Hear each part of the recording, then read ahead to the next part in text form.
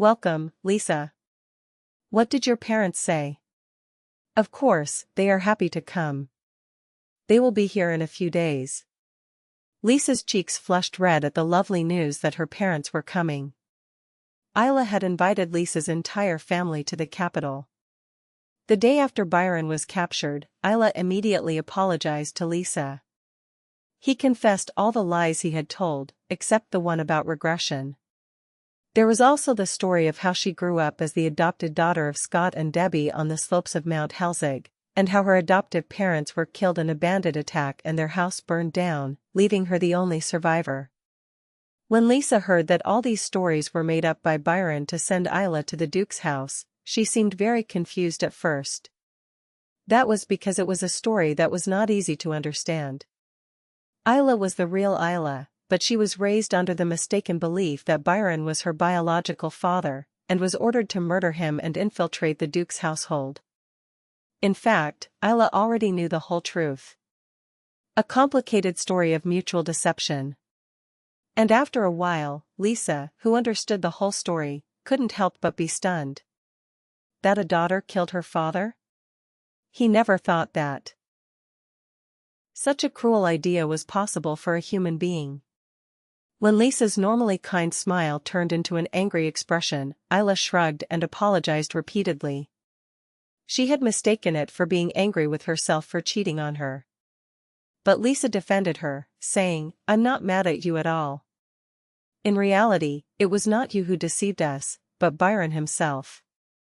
Afterwards, Isla sent Lisa an invitation to Baron Hersig's house, hoping to meet him in person and apologize for the deception she had committed. And today, finally, he received the answer. "Great, Lisa. I bet you've missed your parents a lot."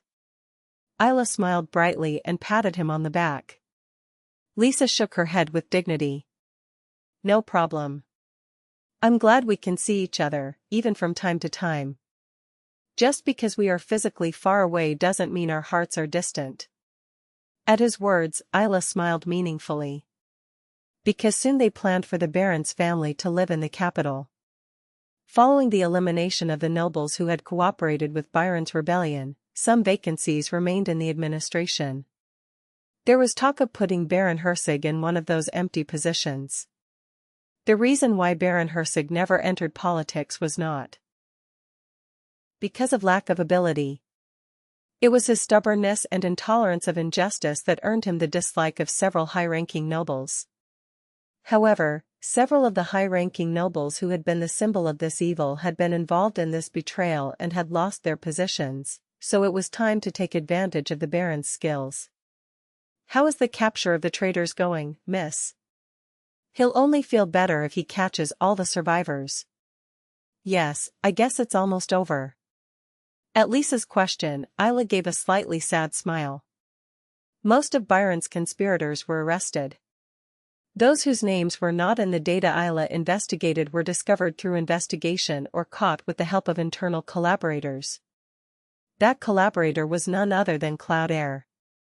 Cloud wasn't a snitch from the start. Although he confessed, he kept his mouth shut afterwards. However, after the Emperor granted clemency to his niece Laura, he was able to obtain the names of several of Byron's assistants. The reason why Isla was smiling bitterly as things were concluded this way was because one of the key figures was still missing. It was none other than Laura's mother, Capella. "I'll see you soon, so it won't be a problem." Isla tried to shake off the unsettling feeling that plagued her head. There was a terrible prison in the palace. It wasn't like that, a place without sun, with a bad smell and full of dirt.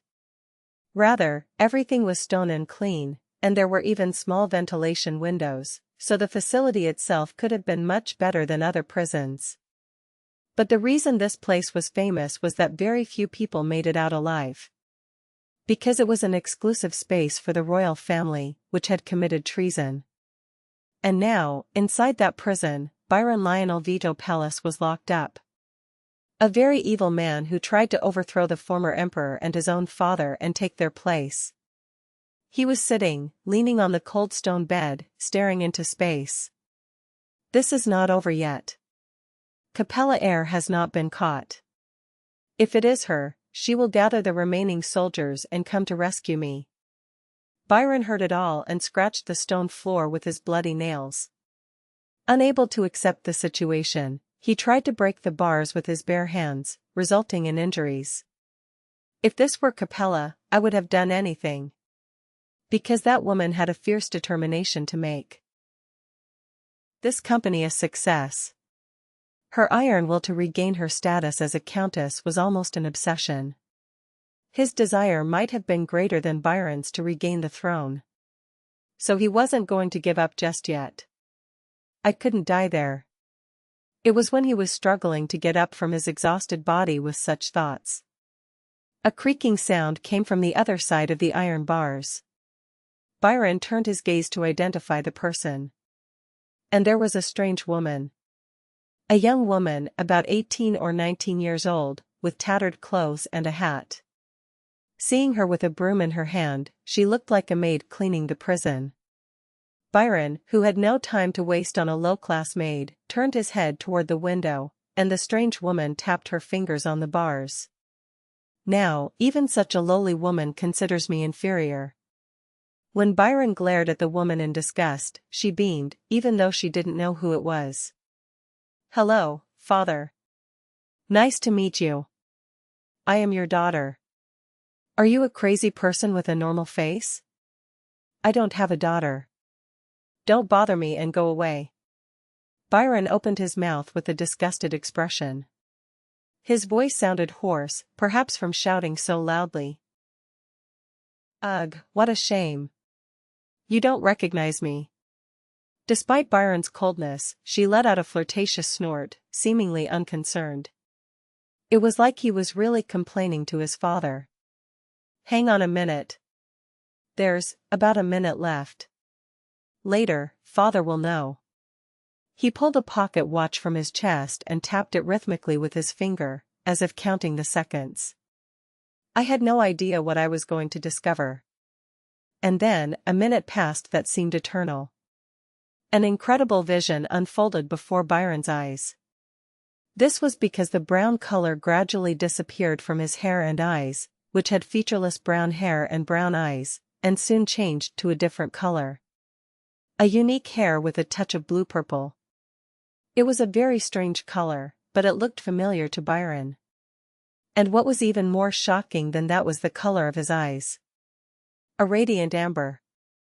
Byron was speechless as he looked into those eyes, so similar to his own, as if he were looking in a mirror. This was because golden eyes were a feature that only appeared in the royal family. "Are you a member of the royal family?" "No, there is no woman your age in the royal family," Byron murmured in disbelief. "I had always thought she was just crazy, but she was actually royalty." Still, it could never have been his daughter. Because he didn't have children. "Well, since I am my father's daughter, I must be of royal blood, right?" He smiled languidly. His expression and gestures were so eerily similar to his own that Byron felt a slight chill. "I never had a daughter like you. When you see this necklace, you will change your mind." She interrupted him, untied the necklace she was wearing and showed it to him. The familiar blue gem sparkled in the sunlight streaming through the narrow window. "Wait, yes. I remember that. The one I gave to the maid a while ago." Byron frowned and searched his memory. Before meeting Ophelia, he had had several beautiful maidens at his side and he appreciated them deeply. One of them had violet hair, very similar to that of the woman who now claimed to be her daughter. After an accident and exile in the countryside for a time, she disappeared and was never found again. He didn't even remember his name, but he must have been very fond of him back then, because he even went out of his way to tell her to go look for him. And shortly after, another woman distracted him and he forgot. If this girl is the daughter of that maiden, Byron came to the incredible conclusion that it could really be his daughter. "Are you really, my daughter?" he asked in a broken voice, panting. His daughter, who he never knew existed, responded with a cheerful smile. "Yes, father. I introduce myself again. Your daughter, Binka.